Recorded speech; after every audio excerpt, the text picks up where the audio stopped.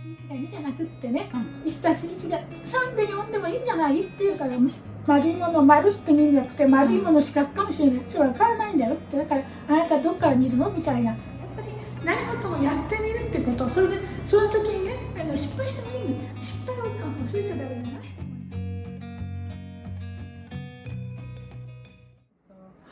こんにちは。こんにちは。どうもよろしくお願いします。よろしくお願いします。今日はですね、3年前にフランスのパリから南阿蘇の方に、日本に帰ってこられて芸術の活動をされている、増田公代さんにインタビューしてみたいと思います。どうぞよろしくお願いします。こちらこそよろしくお願いします。フランスに40年以上住まれてた。そうですね。正確には半世紀以上いました。すごい。半世紀ですから、ちょっと考えたら半世紀って言っても結構長いことになりますよね。ですよね。どういう経緯で一番最初、そもそもフランスの方に渡られた？そうですね。実はあまり深く考えなかったんですよね。ただ若気の至りっていうのもあったと思うんですけど、憧れとかいろんなね、熱情があって行きたいって思ったら絶対実行したいっていう私の性格だったので、それを実際実行したっていうところなんでしょうかね。やっぱり絵を描いてましたので、その絵を描き続けたいというからには一度フランスに行ってみたいな。しかも友達がすでに行ってるから、ぜひその友達にそこで合流していろんな芸術のお互いに語り合いながら前進して絵を描い続けたらいいなという気持ちがとても強かったですよね。1968年の6月でしたね。今と全然違いますよね。だからインターネットも当然ないし、もちろん電話もなかったですよ。電話もない。着いた時点でも電話も切れないしね、もちろんでお手紙でしか、お互い1週間後ですよね。そういう時代でしたよね、考えてみれば。だから6月に着いたんですけど、5月革命っていうのがありましたよね、フランスで。ちょうど1968年の学生がそうやってゼネラルストライキが行われたんですよ。その時に手紙が全然ついてないんです、お友達のところに。着いたら「あれ何しに来たの?」みたいな感じ。友達知らなかったんだ。じゃあ着くのは知らなかった。行くっていうことは知ってました。で大体行きたいっていうことを言ってたんですけど、何月何日っていう予定が着いたのがずっとずれちゃって、革命で何にも連絡がいけない、ついてなかったんですよ。だからいずれにして私が新しく進学になって行きたいってこと分かってたんで、その後研究所に行ったりして教えてくれて、なんとか10月の入学って新学期10月なんで、それに間に合って一応許可が出たっていうところですよね。聴講生として無事に受け入れられて10月から始まった。そうですね。じゃあそこには結構国際的な人たちがもうほとんど国際的でいろんな気がしていますね。だからいろんな形があるわけですよ。ものを作るっていうのは書くだけじゃなくってね、切っても芸術だし創造だし創作だからね、そういうところが始まるんですよね。向こうだからその点で違うかな、教育があって、教育というよりも、創作する過程においての角度が見方が違うという、そういうところでしたよね。創作する過程においての見方が違う。そう。だから丸いものを丸って見るんじゃなくて、丸いもの四角かもしれない。それは分からないんだよって。だからあなたどっから見るのみたいな、そういう人に探り出させるみたいなところってやっぱりあったと思います。そうか。じゃあ技術も大切だけれども、その見方とやっぱり表現の表現力っていうかね、表現の方法っていうのがね。確かにね。フランスみたいなところは結構水があったというか。そうですね。どうなんでしょうかね。どちらかというと私っていうのはね、1たす1が2じゃなくってね、1たす1が3で4でもいいんじゃないっていう性格だったんですよ。それじゃないと生きてそれじゃ絶対ダメだとは言わないけど、それでいいんじゃないの、私はそういう気がしたいなっていうのがあったので、ある程度ね、ヨーロッパ人のラテン系、フランスってラテン系がね多いんですよ。ね、だからラテン系の考え方みたいなところにもね共鳴してましたよね。自由で明日のことあんまり考えなくていいんじゃないっていう、そういう非常に楽天的な考え方ですよね。いいのがやっぱり日本人ってなんとかなわびさびの文化でしょ。そうですね。日本人で悲しみ悲しみ寂しさっていうのがね、日本人が好きな美徳的なところがあるんですよ。わびさびってのはそういう意味ですよね。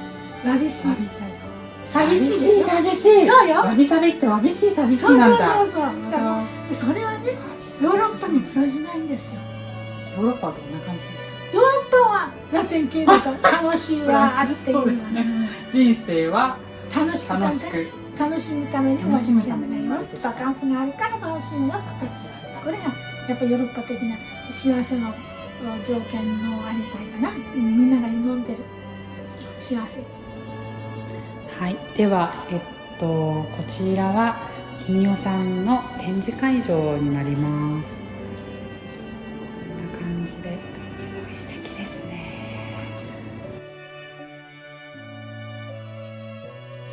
じゃあ改めて君代さん、ちょっと先ほどわびさびの話をしてたんですけども、やっぱりこう色の使い方がちょっと普通の日本の方の感じとは違う、特になんかこうグリーン系とかブルー系がすごく多いような気がするんですけれども、実は、20年ほど前からなんですけど、たまたまねフランスのパリの、北西になるんですけども、行く機会があって、そこに小さなお家をね宿にして、ずっと夏休み過ごしたりしたんですよ。ノルマンディー、ノルマンディーでね、牧草地帯なんですよ。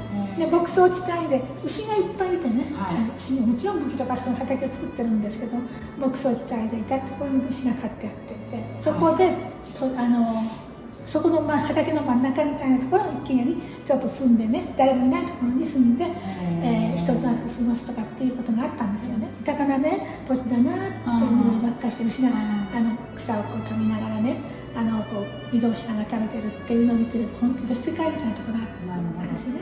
本当に牧草地帯の緑っていうのがどういうふうに素敵なものであるかっていうこと、なんとかこれ絵にならないかな、絵にならないっていうか絵を描かざるを得ないような状態になってるんですよね。あんまり素晴らしい緑だったら。でそこでよし、じゃあ私この緑をなんとか自分のものにしてやろうって、新しい境地を開こうと思って、そこで模索してこういう絵ができたってことなんです。だからそれから20年経って今でもこの20年が続いてます。でここに帰ってまだその余震が残ってるもんですからね、その緑のものが続いてるんですよ。でそのテーマにずっと描いて、一つ一つ絵の見てると色はやっぱ違うんですよ。一つ全く同じ色っていうのはないと思うんですけどね。だからそれはもう一つの緑というその中に音があるんだと。緑に音がある。だからそのノルマンディーでの緑の音、和音だったり波紋だったりしますよね。そういうのが私の今の狙いなんです。同じ緑でもね、いろんな掛け声、語りかけてくれる緑っていうのがあるんだなっていうことをね、よく分かるようになってましたが、それを課題っていうんだ。そのなんとかこの絵の中に自分の波、リズム、音がこう表現できたらいいな。それが私の緑のテーマの目標だったわけですよ。じゃあ緑はこれからもテーマ。そうですね、まだ新しい緑、この阿蘇の緑っていうのをね、ちょっとテーマにね、やろうと思ってるんですけど、難しいですね。どうしてですか？いややっぱり歴史は私がまだ長いことこの緑に触れてないせいかなとも思うんですけどね。じゃあ君代さんの今日はインタビューありがとうございました。いえいえ。なんか最後に一言、もしメッセージとかなんか。そうですね、私も大したこと、大きなこと言えないんです。こんなまだまだ未熟な身ですからね。ただやっぱり何事もやってみるってこと、それでその時にね失敗してもいいんです。失敗を恐れちゃダメだなと思いますね。私も何度も失敗してますしね。だからそれを通り越してね、やっぱりやることが大事なことで、それを通り越すというか続けること。そんなに簡単に物事って手に入りませんからね。それはもう私の長く生きてよくわかるんですよ。だからそれを手に入れる入れないにかかわらず、何事もね、それを通り抜けたところに何かがあるんじゃないかというような気がしますね。じゃあ今日は本当にありがとうございました。いたしまして、はい、お疲れ様でした。ありがとうございます。